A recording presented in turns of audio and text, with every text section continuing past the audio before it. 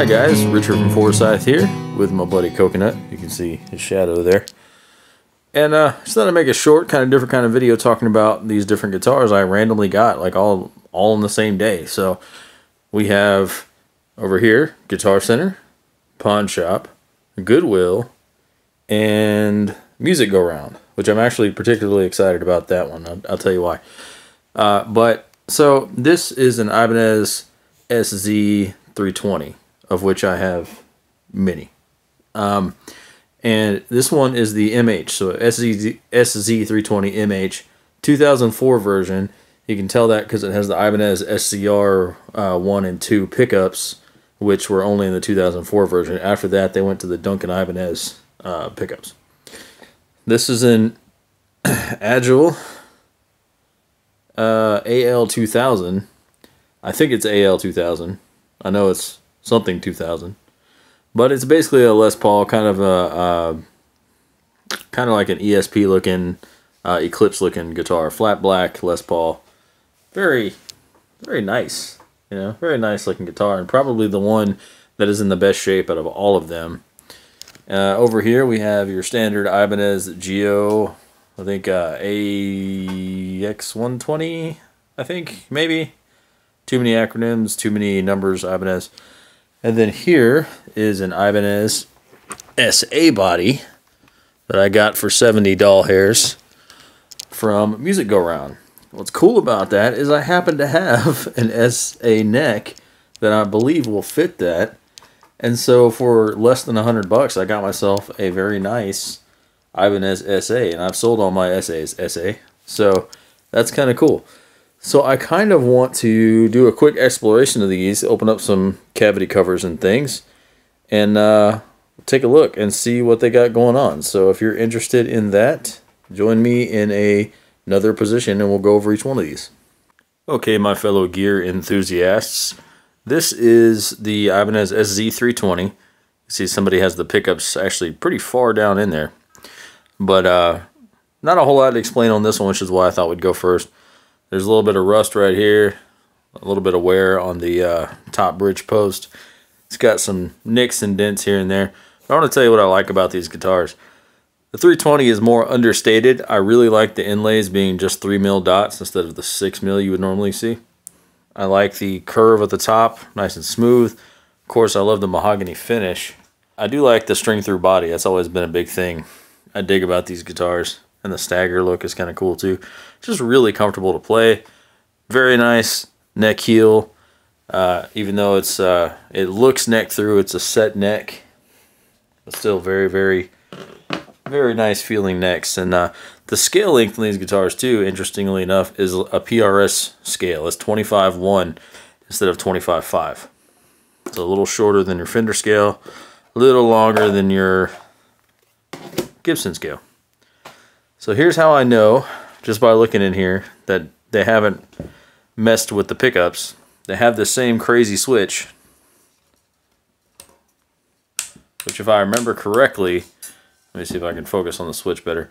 If I remember correctly, it when you put it in the center, it puts the two pickups in series instead of just selecting the middle pickup. Or not middle pickup, instead of just selecting both. It's kind of an interesting way to route it. You see how all the different contacts on this switch. 9 times out of 10, when somebody replaces the pickups in an SZ, they replace that switch too. Now this does have some scratches, a little bit of belt rash and stuff, but nothing at all bad. These are my favorite guitar to write music on is my other Ibanez SZ, which is a mahogany guitar. Coconut's come up here to help now. All right, let's go grab the next one. Thought I'd cross swords real quick with my with the mahogany bros since I had them both in the same room. So obviously core differences. EMGs on this one, not on this one. Replace switch on this one, not on this one. And this one has a lot more damage because I've played the crap out of it, and it actually came with what looks like somebody had something taped on there, and when they peeled it off, tape came off. And of course down here there's some pig damage. But when the tape came off, the actual finish came off with it. These are actually not finished very strongly, like I guess you could say. Like the finish is not that durable on these. So it's really easy to dent this natural finish and chip it and all that kind of stuff, which is why this one is beat to high hell, but I still love it. So, you know, there you go. All right, this is the Ibanez A something. It's a probably GA 125 or 120 or some random number I don't care about right now. There's a lot going on with this hot garbage. And first and foremost, without touching on anything that is physically wrong, like damage-wise, these all come with these plastic knobs, which I just can't stand. They're so cheap. And you know, the hardware is not all that beefy. It does have a cool little Ibanez stamp. That's neat. These rings probably need to be replaced. Obviously, we're missing a control here, missing a potentiometer. There is a massive, I don't know if you can see these, but there's some massive damage to the edges of this guy. Just like wicked bad damage. Let's flip it over, control plate's off. I haven't even looked inside to see what's going on, but now I do see. Looks like stock controls, yeah. These itty bitty baby potentiometers, these are small. You can see that damage on the back even more here. Pretty bad. Let's get a better look. Yeah, that's pretty gnarly. Lots of rash on the back of this guy. Little chips and damage everywhere.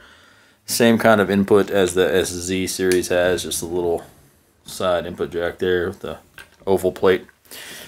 The neck, pretty much fine, except for like a nick here and a little dent there. Back of the headstock, not all that bad. However, did not have a nut when it came. You know, missing a nut, just like a certain famous tyrant in history whose name I won't say on this channel. Anyhow, lots of big old scratches and stuff. Why did I get this guy? Well, because it was cheap. Got it from Goodwill. With shipping, it was right about 60 bucks. I plan on sanding this down and having a really fun time fixing these huge chunks of missing wood. And I have a really cool idea for a finish that I've never tried before that I want to go step by step through with you guys, so you can repeat it at home if you want. I think it's going to be very cool. That's down the road. Let's move on. Alright, not only is this the guitar that is in the best shape out of all of them, this one is one of the ones I'm most excited about because I'm debating on keeping it. All these guitars, I took a picture of them all together and put it on my social media, and I talked about some deals coming soon to a sales group I have, which RGR Trading Post, stands for Richard's Guitar Restoration Trading Post, on Facebook is where I sell a lot of these things. So RGR Trading Post. And you can always catch up with me at Facebook or in the Forsyth Musicians Guild, which is a cool place to share your videos with us, and we'll share new vids and things in there too. If you want to check out the guild, I'll link it below. Anyway, this is an Agile Ale2000, pretty sure. And it's made in Korea, mahogany, really just nice satin finish. All these things that look like dents and stuff, they're not. They're just where sweat or moisture has gotten on them, so you can just rub them off. It's actually in really, really good shape. Hardware's got a little wear to the paint there, but not the hardware. No rust. Everything is in great shape. Neck is straight as a board. Perfect. Great shape. Set neck. It's got the top hat knobs. If I keep this, I would probably change those to the speed knobs because I like those better. Very nice. Even on the back, and it's got maybe a little tiny scratch or scuff here and there, but if you know anything about a flat finish, you can normally buff these out with just a rag. So let's take a look at the controls. I imagine standard Les Paul layout unless it's been messed with, but this guitar does not look molested. That's kind of interesting. That's a heck of a lot of ground hanging off the end of that. Hanging off the end of this guy. Hey, Coconut. But yeah, it's just standard 2-volume, 2-tone. Nothing remarkable. However, it does have everybody's favorite Grover tuners. And I do like their little gold logo there. Handcrafted in South Korea. The Agile logo. This is the third I own Agile guitar. Really, really like them. Fourth. This is the fourth. Wow. I've gotten a lot of new guitars this year, guys, and a lot of them have been bought and sold. Man, Coconut really likes this one. Anyway, so when I listed these guitars, I just took a single picture of all of them together, and I put it up on my social media, and I started getting offers, and they're not even for sale yet. So this guy will most likely be rehomed soon, unless I just make myself keep it, like I'm keeping Coconut, even though he's a mess. And the SZ has already gotten offers as well, so it's kind of cool. All right, pretty excited about this guy. Very cool looking guitar. Let's move on to the next one. All right, so this is the last one, and oh, if I didn't say that, Agile guitar I found locally in a pawn shop. Pretty cool. This is the last one I'm showing tonight, and weirdly, these all made it to me the same day. I happened to go to a pawn shop while I was at work on my lunch break, found that Agile guitar, and delivered to work were the ones from Music Go Round and Goodwill and Guitar Center all on the same day, because I'm never home during the day, so I have everything shipped to me at work. Interesting, I know.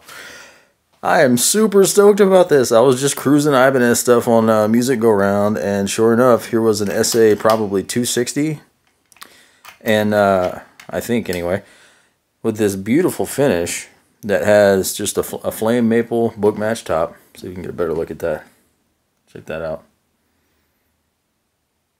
Kind of a nice reddish color, and it's got my favorite Ibanez style of input jack, which is that angled swoop here on the front. Mahogany body, and it's just really, really pretty all the way around. There is a hardcore ding right here on the bottom, which probably happened the same time the thing happened with the neck breaking that caused them to just have this body, because this, if I hadn't said that already, it was just a body. Yeah, it's stock SA. So we got the humbucker, we got the bridge, we got the main out there, we got the bridge humbucker, we got the two neck and central single coils, and there's our crazy long input jack on its way in there. Really cool cut cavity. I appreciate painter's tape so much when people use it instead of the masking tape or duct tape, God forbid. Also really liked the little, what are the collars or collets, whatever you call them, they use instead of the back plate on these. So I have this neck that came from a different Ibanez SA, obviously. This has a terrible vinyl wrap on it, and the back of the body, yeah, this is from a 160. The back of the body to this, the body was also wrapped. You'll see that on an upcoming video if I ever finish it. The back of the body had this guy's card, basically, the person who wrapped this, and he's in Texas. He's actually in Corpus Christi, Texas, and I'm thinking about shipping him another guitar to wrap for me, because I'm tearing the wrap off this one. But anyway, let's see if this neck fits. That'll be fun. If it does, it'll be awesome.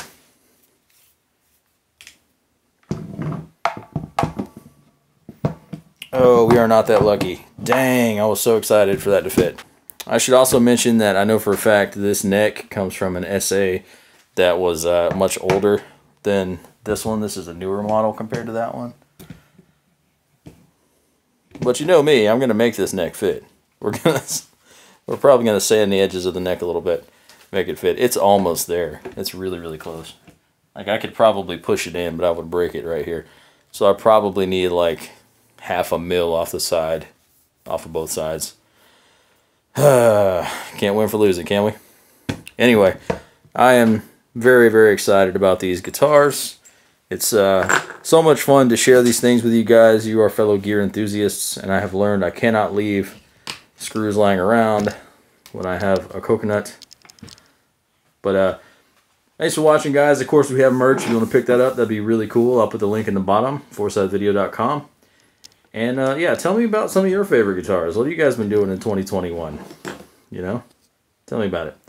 I'll be haunting the comments down below for a while after I post the video. Thanks for watching, everybody, and I will talk to you later. Richard and Coconut out. Sometimes you gotta step out of line. Get some space and find yourself. You'll be fine. You'll be fine.